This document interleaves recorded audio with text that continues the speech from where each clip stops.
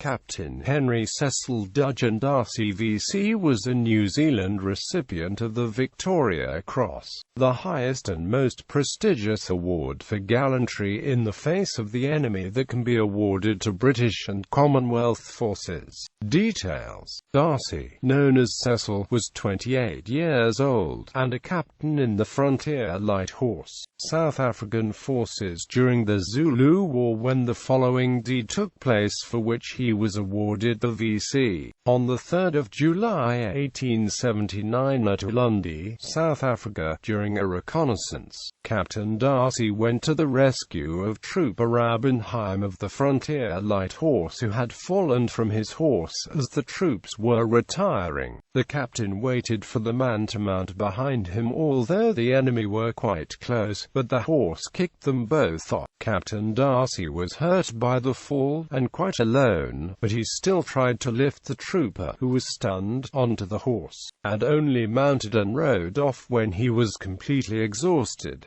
Further information: he was born in Whanganui, New Zealand, where his father, Major Oliver D'Arcy of the 65th Regiment, was in the British garrison there. Henry later joined the Cape Mounted Rifles as a captain, and served in the 1880 Basuta Rising, but resigned in April 1881. He left the house of Rev. Tabra in the Cape Province where he was staying to recuperate during the night of 6 to 7 August 1881, and his remains were found next year. He is also considered South African, though he probably considered himself British or Anglo-Irish. His story is told in the book What Happened to a VC by Patricia D'Arcy.